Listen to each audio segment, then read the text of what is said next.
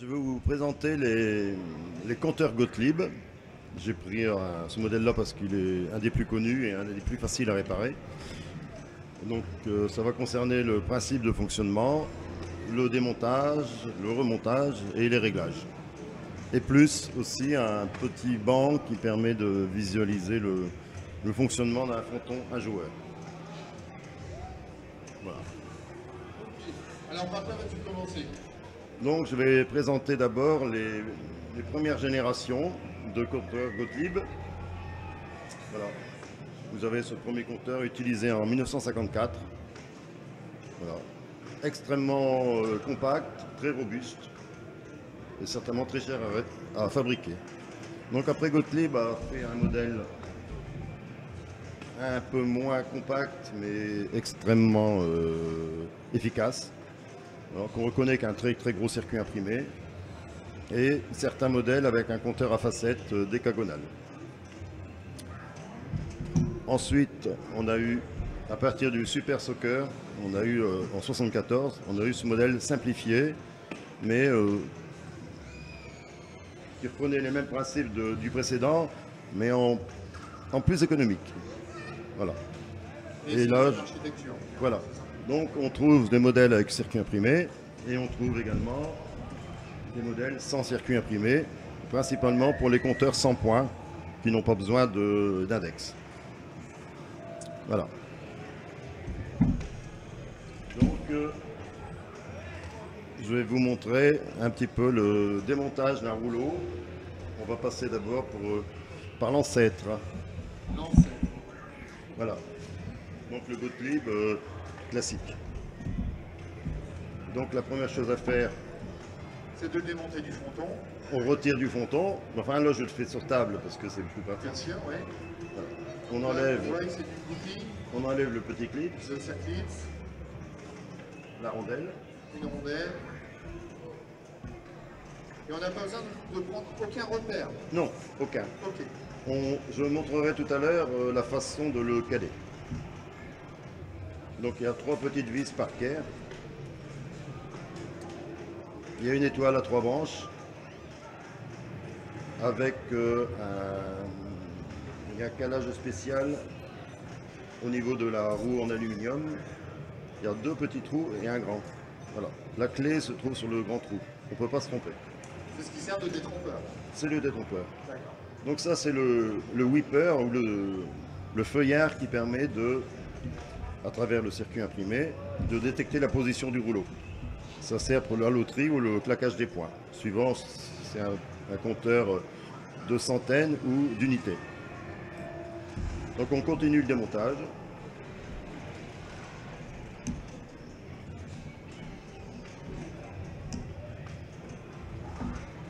C'est un compteur assez anxiolytique à démonter quand on a les bras en l'air, hein, parce qu'il y a plein de petites vis, c'est délicat. Mais bon, il faut prendre des précautions et pas être pressé.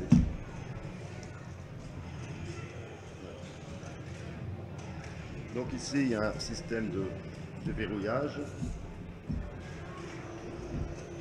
En principe, on dessoude le petit fil, mais comme j'ai rien pour dessouder, je vais le passer. Ah oui. Oui, mais j'aurais dû le couper. Voilà. Et on dessoude le fil. Voilà. Et là, on a accès au matériel principal, c'est-à-dire la bobine, son noyau plongeur et le système d'entraînement d'une roue à rocher. Voilà. Et on trouve aussi des pièces avec des vis BTR qui permettent de caler le rouleau par rapport au doigt ici, pour que tous les chiffres soient bien alignés. D'accord. Donc après, ne bouge plus, que je regarde, voilà. que je puisse le filmer correctement. Voilà. Voilà. Donc comme c'est du matériel qui tourne énormément, il y a de l'usure, il y a de la graisse qui est à remplacer, donc il faut absolument tout démonter pour avoir un compteur très fiable dans le temps. C'est à la portée de n'importe qui, mais il faut faire attention. Donc là, il y a une cale isolante, c'est pour protéger de la ferraille, parce que l'équerre peut faire un court-circuit au niveau des cosses, donc il y a une petite cale isolante. Là, on enlève la bobine et on retire le noyau plongeur, qui est très spécifique. Pourquoi? Pourquoi il est spécifique? Il est spécifique parce qu'il a un entraînement dans un téton en nylon et un noyau creux. Voilà. D'accord. C'est pas un système par goupille comme dans les noyaux plongeurs classiques. Donc après, on peut enlever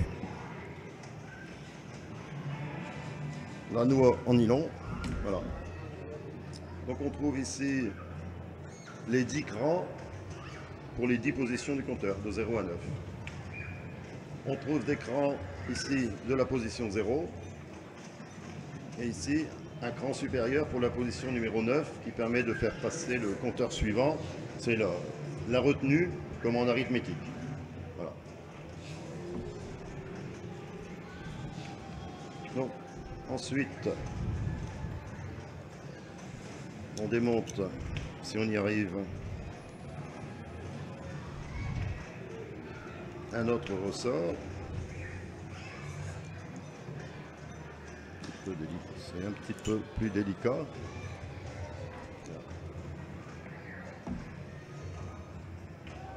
Et avec Alors, bien évidemment, il vaut mieux ranger toutes les vis au fur et à mesure. dans une petite boîte, voilà. Donc on retire la pièce principale dans laquelle se trouve le noyau plongeur et qui oscille autour de l'axe et qui entraîne ici par cette petite équerre en fer avec l'attache du ressort qui entraîne la roue ici. Voilà. D'accord. Donc à l'intérieur, on retrouve un contact qui permet de désalimenter le relais de points qui a commandé le compteur. On trouve la position numéro 9 qui se ferme à 9 et on trouve les deux contacts qui concernent la remise à 0 et la détection de la position 0. Voilà. Et on retrouve un peigne avec toutes les connexions. Voilà. Donc si on dessoude tous les fils, on peut avoir des compteurs standards, quelle que soit la position, à peu près. Voilà. D'accord. Ça c'était câblé unitairement et c'était mis dans les frontons et après il venait câbler les peignes. C'était un système bien, mais certainement coûteux en main-d'œuvre. Donc ça c'était le premier compteur. Bon. Pour le remonter, c'est pas très difficile. Alors il faut continuer. Je vais jusqu'au bout. Hein. Alors, on démonte ça, on nettoie, une petite goutte d'huile, on remonte. Voilà.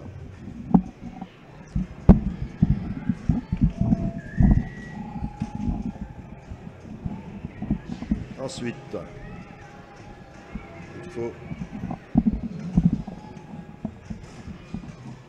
il faut avoir un peu des doigts de sage-femme. C'est pas évident.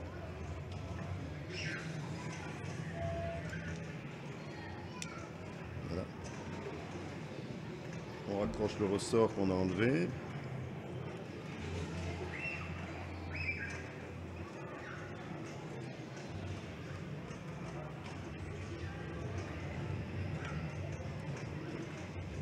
Faut pas stresser.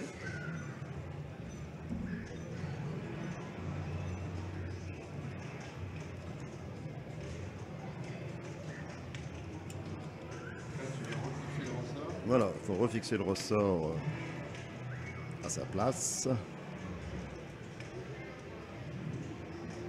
C'est chaud quand même. Hein. Alors imaginez les bras en l'air. Il faut rester très calme. Tu peux poser si tu veux. Non, non, voilà.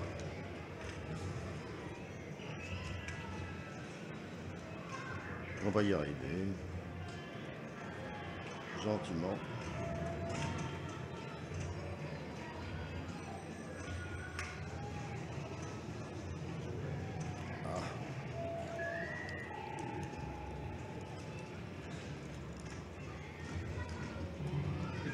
Voilà. Voilà, il est passé. Ah, Excusez-moi pour la maladresse. t'excuses pas. Donc maintenant, on remet la noix, toujours un petit peu d'huile. Donc ici, il faut écarter un petit peu tous les mécanismes.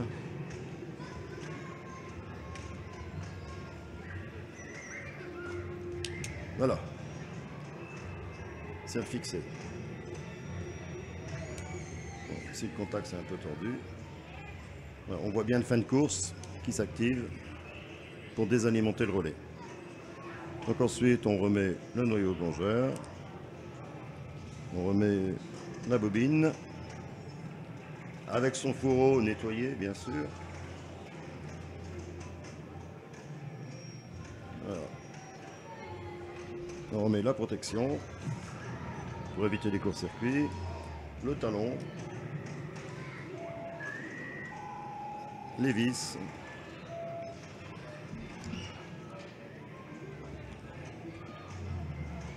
Bon, j'en remets qu'une pour faire court. On va remonter le disque dans son encoche.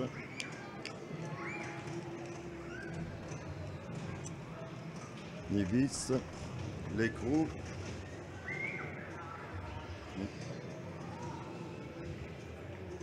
Ah.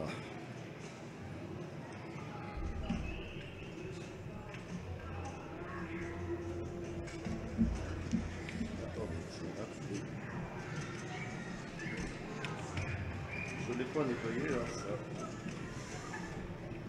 Ça part un peu de l'huile. Voilà, ça y est. Là. Donc on centre bien la plaque pour pas que la noix vienne toucher les bords. On reste bien régulier. Donc ici on retrouve la pièce avec son détrompeur. Donc il y a 3 pions de détrompage, dont un gros qui est là. Donc on graisse le circuit évidemment, nettoyer, graisser très légèrement. On remet. Ben, la graisse va protéger le cuivre de l'oxydation et éviter l'amorçage aussi de piste à piste. Voilà, ça peut marcher à sec, hein, mais un petit peu de graisse légère, c'est mieux. Pareil, le rouleau, on retrouve le détrompeur. Donc là, c'est un peu chaud, mais on y arrive. Voilà. Et on remet les petites vis Parker.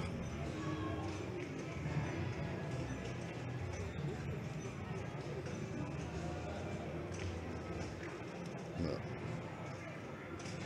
Bon, j'en remets que 2. La rondelle. Le circuit. Ah, j'ai oublié ça. Non, mais c'est une noix de raidissage. Hein. Bon, c'est pas. Enfin, une plaque. Ah, on va la mettre quand même. Allez. Soyons puristes. C'est pour donner un peu de rigidité parce que le rouleau en aluminium, c'est quand même un peu frêle. Voilà. D'où l'utilité de tout mettre dans une boîte pour retrouver toutes les pièces. Voilà. Quand c'est fini, il ne doit rien rester. Et il ne doit rien manquer non plus.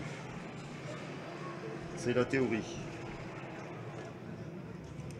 Voilà. Hop.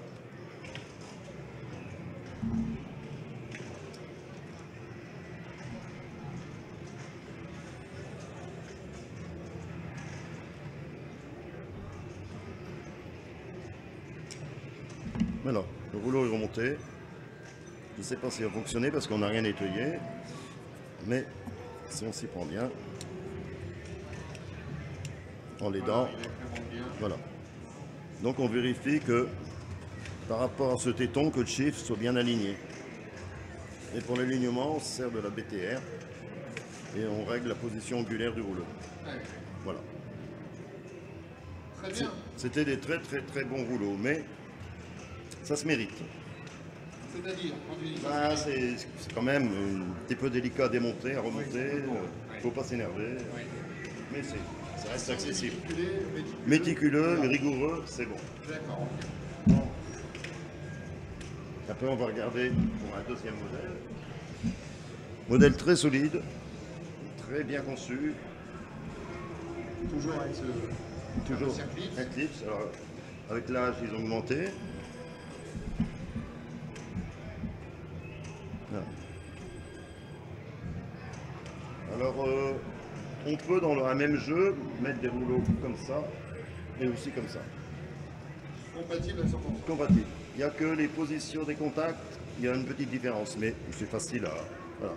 Mais une fois que le jeu est fermé, ça ne se voit pas. Ça permet de sauver, parce que ces plaques-là sont très très fragiles. La plaque de c'était imprimée. Alors quand on démonte, on tient le rouleau, sinon ça fait comme Zébulon. D'accord. Là, circuit imprimé, avec une piste de masse rapportée, quasiment indestructible. Celle-ci, là, quel âge? C'est 1969 à 74. Ouais, effectivement. Ouais. Voilà. Donc on tient le rouleau, on enlève la bague nylon, on enlève le doigt de position. On verra après comment le recaler. Il y a un calage. Et on peut enlever le rouleau. D'accord. Donc dans le rouleau, vous trouvez en dessous 10 crans, une roue à rocher, une came en creux et en épaisseur pour la position 0 et la position 9. Et des lamelles anti-retour. On verra l'utilité après. Alors, la noix, la roue à rocher d'entraînement. Alors, ici c'est roue libre et là, ça entraîne. Avec cette petite crémaillère. Donc, le ressort de rappel, le ressort de pression. Et là, on va démonter le noyau plongeur parce que c'est souvent très sale. Les exploitants graissaient les noyaux alors que ça doit être sec, absolument sans aucun lubrifiant. Si c'est lubrifié, ça marche bien, mais pas longtemps.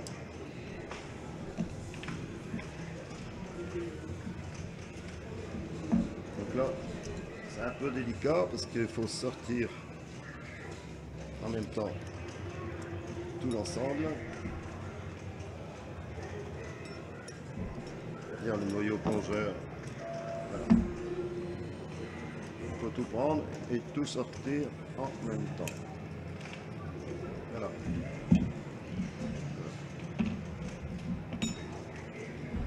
Voilà. Donc la bobine qui est différente de ce modèle-là et qui est aussi différente de ce modèle-là. Voilà. Son fourreau, le noyau avec une bague d'entraînement en nylon,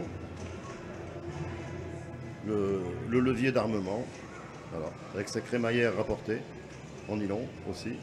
Quoi, c'est serti dessus? Non, c'est enfoncé comme ça, simplement. Ah, d'accord. Juste enfoncé. Juste enfoncé. Et puis le téton de fermeture ou d'ouverture de contact avec un isolant pour éviter des retours. Voilà. Alors ici on trouve l'échelle avec les contacts de position. Position 0. Position 0 détectée. Position hors 0 qui permet au système de faire tourner les rouleaux lors de la remise à 0. Et il y a aussi un troisième contact qui n'est pas sur ce modèle-là parce que c'est le dernier, il n'a pas de 9e position. Mais c'est exactement le même principe. Voilà. Et ça, c'est commandé par la came, qu'on a vu là, sur le rouleau. La came ici, sur ce levier. Hop, et on voit les contacts agir.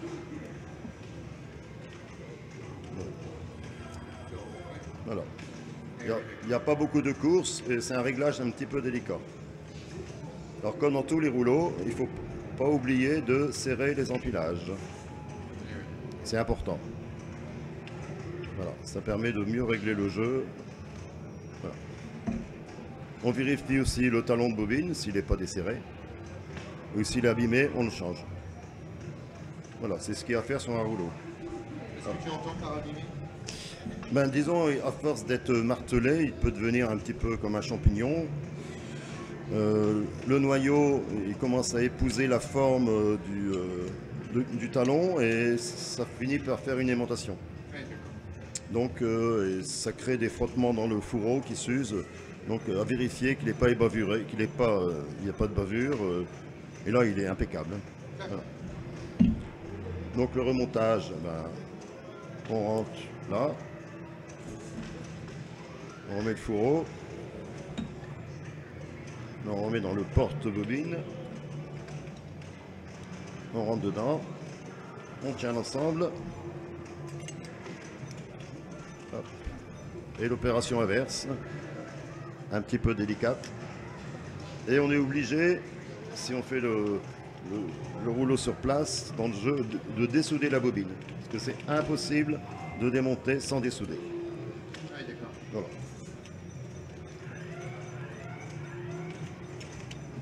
Voilà. Une fois en place, on remet les vis. On ne les bloque pas surtout. C'est bien d'avoir un tournevis aimanté ou à pas de vis.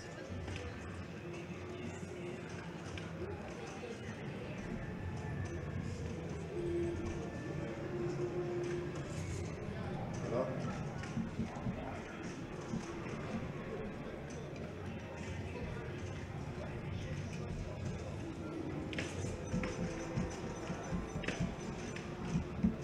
On va parler de la lamelle anti-retour, qui celle-là a souffert quand même. Donc elle doit être dans le prolongement de la tôle ici, hein, bien droite, et puis avec un petit décroché. Et ce bout de cette lamelle arrive dans l'écran ici. Voilà. C'est l'anti-retour.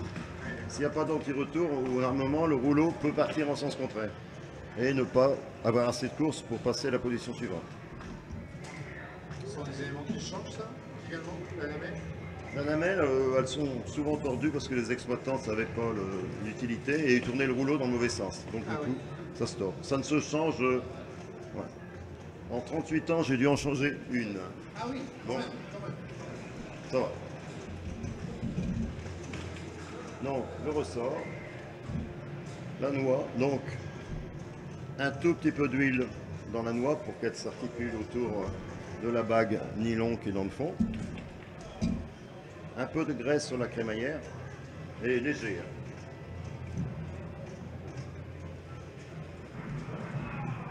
Donc là, on met en position 0, hein, on tient bien la première dent dans la première dent. Et avec le doigt, on tient. Parce que si on ne tient pas, hop, ça sort. Bon.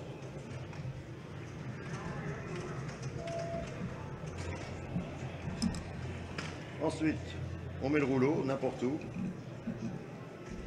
Voilà, on tourne pour qu'il se verrouille. Ensuite, le doigt qui va frotter sur la partie du circuit imprimé. Alors le doigt, il a la particularité, c'est un doigt, il y a 5 francs, et il y a un tout petit détrompeur, mais alors un demi-millimètre, qu'on peut retrouver dans le rouleau, mais c'est vraiment très petit.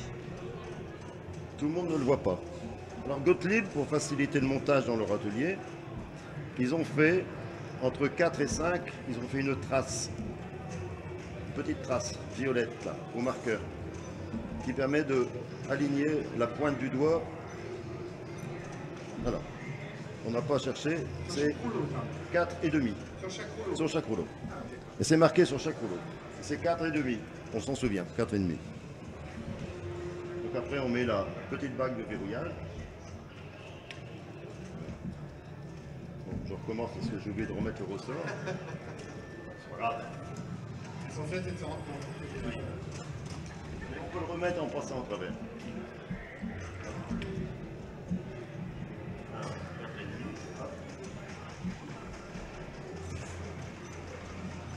Voilà. Donc on maintient toujours le noyau plongeur par là. On pose le circuit imprimé, on maintient le clip. Il y a peu d'espace pour le doigt, finalement, dès Voilà. qu'on lâche la plaque. Ah oui. Voilà. Là, on est sauvé. Et on met les deux vis du circuit.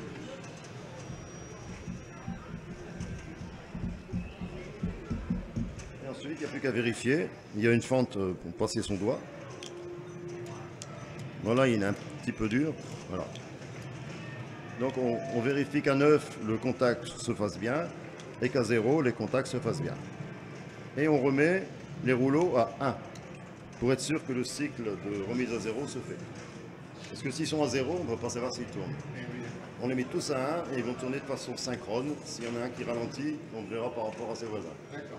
Ça, c'est la petite astuce. Et quand tous les rouleaux sont... Quand tout est bon, on met tous les rouleaux à 9 et on envoie un point, joueur par joueur. Et tout doit tourner synchrone. On le verra avec la maquette. Voilà. J'ai bien toutes les questions par rapport à ce qu'on vient de voir. Alors, c'est parfaitement clair aussi. C'est clair? On a tous des animateurs super calés. C'est bien. Alors, le dernier rouleau, jusqu'en 78. Pareil, le clip qui un peu maigri. Je préfère ce rouleau-là. Alors tu dis pour Le circuit imprimé. Le voilà, circuit la imprimé. résistance de... Oui. C'est quoi? C'est parce que c'est une bakélite? C'est quoi? Là, c'est de la bakélite, là, c'est de l'époxy. Ah, l'époxy. Non, c'est pas grave, c'est pas grave. Il y a une petite rondelle au ressort. Voilà. Et pareil, Donc, voilà, on retrouve le circuit imprimé, mais vraiment une portion congrue, hein, ouais. et peu fiable. Peu fiable. Donc, on retrouve le même système, la bague, le doigt calé à 4,5, le rouleau qui est compatible avec ce modèle-là, mais il n'est pas à facette, il est circulaire. La noix, ce ressort qui était tombé, voilà. Donc là, on retrouve une crémaillère en nylon et non plus en métal. On retrouve une commande, une échelle en nylon pour commander les contacts de position qui fonctionnent avec selon le même principe. Donc, si on veut démonter le noyau plongeur, c'est 4 vis qu'il faut démonter, comme là.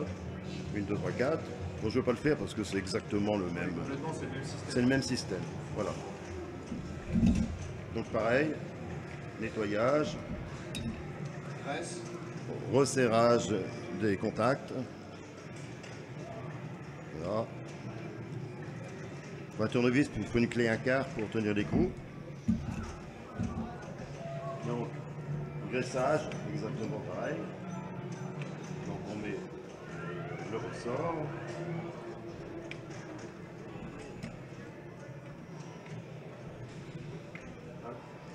On refait à la position. Là. Voilà. On tient toujours avec le doigt. On met le rouleau. On tourne pour le verrouiller. On lâche. Le doigt à 4,5. On retrouve la petite trace tirée.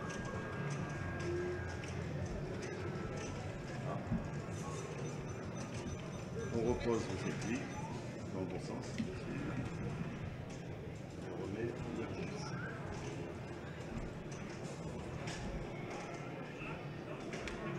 Il est tombé. Ah, voilà, alors là, sur la moquette bleue, alors attends déjà, ce que je vais faire, c'est que je vais tenir. J'en prends un autre. Tu l'as vu? Non, laisse tomber. Ça fera partie du bêtisier.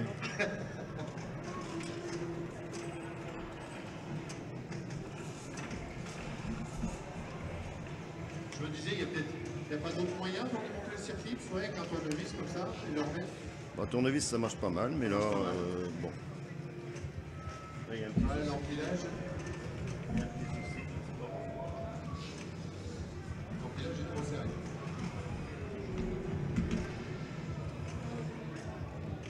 Non, il n'y a pas d'erreur pourtant. Bon, c'est le principe. Hein. Mais ça, Oui, un petit peu. on a vu le principe, Voilà. même si on ne peut pas remettre le circuit, parce que la Voilà, rayure n'est bon. pas apparente.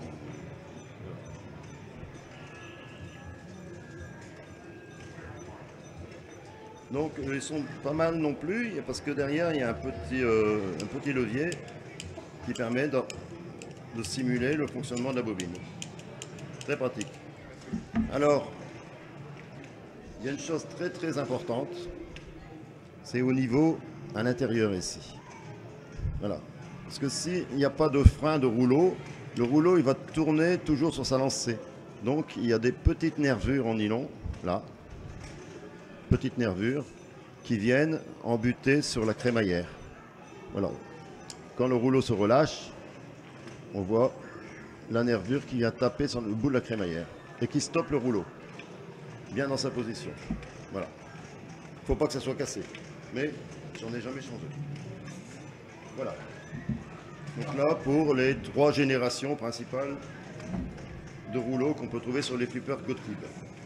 Les autres marques ont des systèmes différents, mais qui reviennent toujours au même. C'est toujours un armement du système par la bobine, et c'est le ressort, uniquement le ressort qui fait avancer le rouleau. Ce n'est pas la bobine, c'est le ressort. Il faut savoir que si tout est bien nettoyé, regraissé correctement, on n'a pas besoin de toucher au ressort, ça doit tourner vraiment nickel. Même avec le temps. Même avec le temps. Mais il faut être rigoureux dans la réflexion des rouleaux. Voilà. Donc, quand on démonte un rouleau, c'est parce qu'il dysfonctionne. Ben, il a du mal à tourner, il est très sale. Je veux dire, il n'y a pas sur les rouleaux de maintenance préventive, on va dire. À part le vérification du circuit imprimé, c'est tout. Mais bon, un circuit imprimé graissé va faire 100 000 parties. Donc on peut le faire par mesure de sécurité, et puis si on a envie de chouchouter son flipper. D'accord. Voilà. Et donc, alors, ensuite, qu'est-ce que c'est que cet attirail? Alors, ici j'ai apporté une maquette qui simule le fonctionnement des rouleaux d'un flipper à un seul joueur. Voilà. Bon, il a été fait à partir d'un bloc de 4 compteurs Russell espagnols qui ont été remis à neuf. Un ensemble de 4 relais pour commander les points. 1 point, 10 points, 100 points, 1000 points. Et un relais de remise à zéro. Une petite LED pour vous montrer que c'est sous tension. Les boutons correspondant au plateau, 1 point, 10 points, 100 points, 1000 points. Et le bouton de R à Z qui lui remplace le moteur avec ses cams et son contact 5 impulsions. C'est manuel. Voilà, donc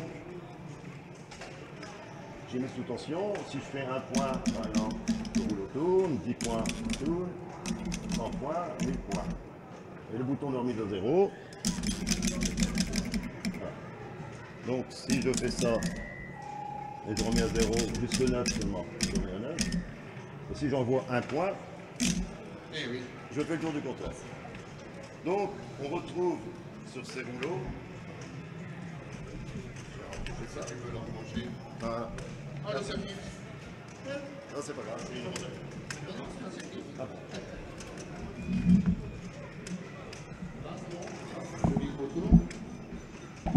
Donc, je vais démonter un rouleau. Je vais le retirer de son rack. Voilà. Donc, sur ce rouleau, on retrouve, c'est quasiment les mêmes que Gottlieb. C'est inspiration Gottlieb génération 70. On retrouve les positions 0, il y en a 2, et la position 9. La position 9 est au milieu. Voilà. Quand je mets le compteur à 9, c'est les unités, on va le faire. On est fatigué. Voilà. 9, on vient fermer la position. Et si je renvoie 1 point, je fais passer le suivant. Non.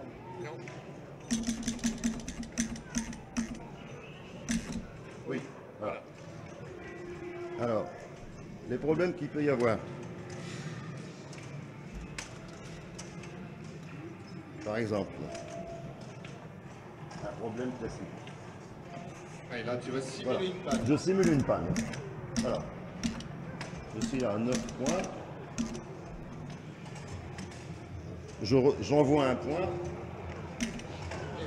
Le rouleau voisin ne passe pas. Donc, on vérifie la 9e position. Ah, mal réglé. Donc, on règle à nouveau. Et donc, au final, on se rend compte que vraiment, voilà, les contacts uniquement dans les rouleaux suffisent à expliquer voilà, un dysfonctionnement. Un dysfonctionnement voilà, sur les passages des dizaines, voilà, des centaines. voilà. Alors, Après, on n'a pas vu dans les rouleaux parce qu'ils n'étaient pas équipés. Il y a associé au noyau plongeur, il y a 2 contacts. Je les montrerai sur le plan. Il y a un contact ouvert, un contact fermé. Le contact fermé permet l'auto-alimentation du relais de point. L'auto-alimentation étant là. Si j'auto-alimente, c'est le fonctionnement normal. Hein. Voilà. Voilà. Le fait que ça fasse mitraillette, ça permet de vérifier que le contact est bien fermé. Parce que si je maintiens, je fais un essai, hein. Je maintiens le contact ouvert, je fais un point, voilà. Il ne retombe pas. Et le contact qui va se fermer quand le noyau plongeur tire permet, si le compteur est à 9, d'envoyer une impulsion à son voisin. Voilà. Et quand tout est à 9, donc tous ces contacts neufs se retrouvent finalement en série.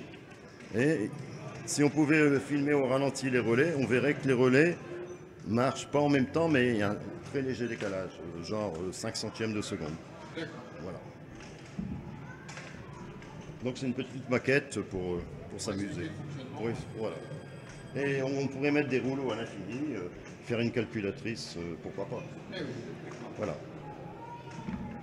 Voilà ce qu'on pouvait dire.